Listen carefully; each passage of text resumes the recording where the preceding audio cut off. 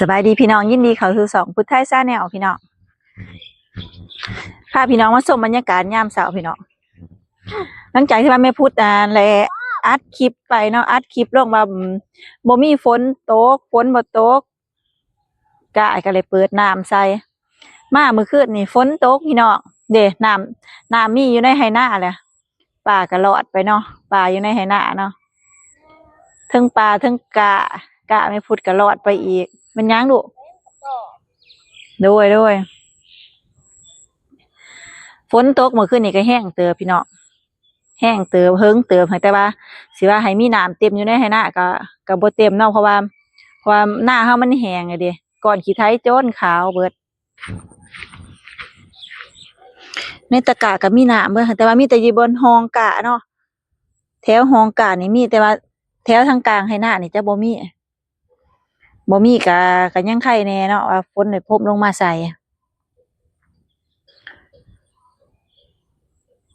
เฮาก็ยังดีที่ว่าเฮาบ่ได้เปิดน้ำใส่อีกเนาะฝนพรมแน่คันฝนพรมมาแนวนี้กะมันก็งามเลยพี่น้องกะมันสิสัดไว้เนาะมึงคุ้ยครับพ่อคุ้ยหัวเขาจะเอามาเลี้ยงได้หลายฟ้ามืดครึ้มคือฝนสิตกอีกอ่ะบางทีท้องฟ้าเพิ่นครึ้มมันค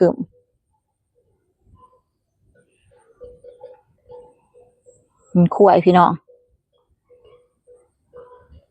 คุ้ยป่าตินี่คุ้ยป่าก็4โต5โตพุ่นได้คุ้ยเนาะ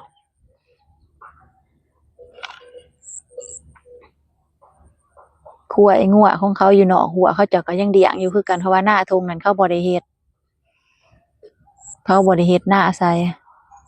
ก็ยังว่ามีหม่องผูกคุ้ยผูกงัวใส่เนาะบ่ได้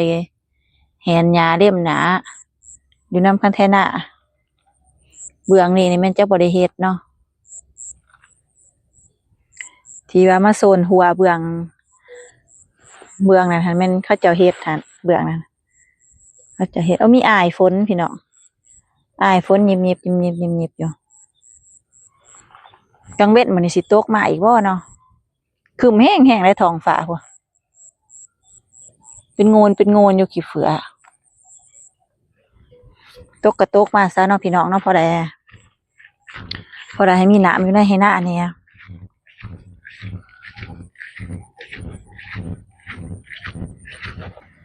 สิบ่ได้เปิดน้ำสตะกะหลายมื้อเติบฝนตกลงมาใส่นี่ยังมีฝนอยู่เลยนี่ยังเป็นอายเป็นฝนฝนฝอยพี่น้องตกลงพรมลงมากระซุมไปเนาะป่ากระหลอดไปพี่น้องนี่มือก่อนมาถ่ายพี่น้องเบิ่งหันนะเป็นไฮตัวนี้นี่ไฮตัวนี้นี่ไฮนี่ที่ปลามันน้ำมันขอดแห้งปลามันขึ้นมาตุยเบิดนี่มีน้ำเลยได้นี่ซ้ำนี่ก็ถือว่าโอเคแล้วเนาะหลอดโตไปแต่ปลานี่ไฮเถิงหันตะก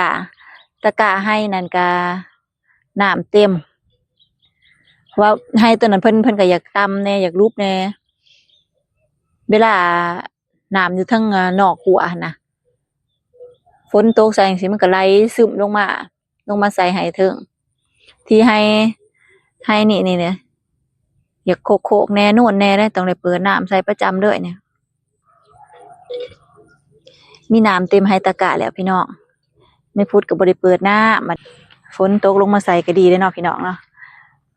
ผลบรรยากาศยามเช้าพี่น้องบรรยากาศยามเช้าฟ้ามืดครึ้มเย็นสบายอยู่ทงไฮทงหน้าพี่น้องเอ้ยนี่แหละชีวิตเนาะชีวิตคนเฮ็ดหน้าพี่น้องก็สิประมาณนี้เนาะพี่น้องเนาะสำหรับมีคลิปนี้ไม่พูดก็สิขอจบคลิปเพียงส่ำนี้นะพี่น้องเนาะมาอัปเดตให้พี่น้องได้เบิ่งว่าหลังจากที่ว่ามันแห้งแล้งไปหลายมื้อเนาะหลายมื้อเป็นทิศนึงทิศปลายพุ่นแหละเฮาก็มีฝนตกลงมาใส่มื้อคืนนี้นี่นะมาอัปเดตให้พี่ให้น้องได้เบิ่งดีใจเด้ที่ว่าฝนตก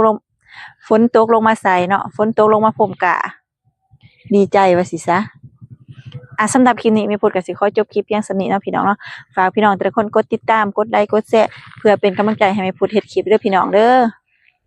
บ๊ายบายพี่น้อง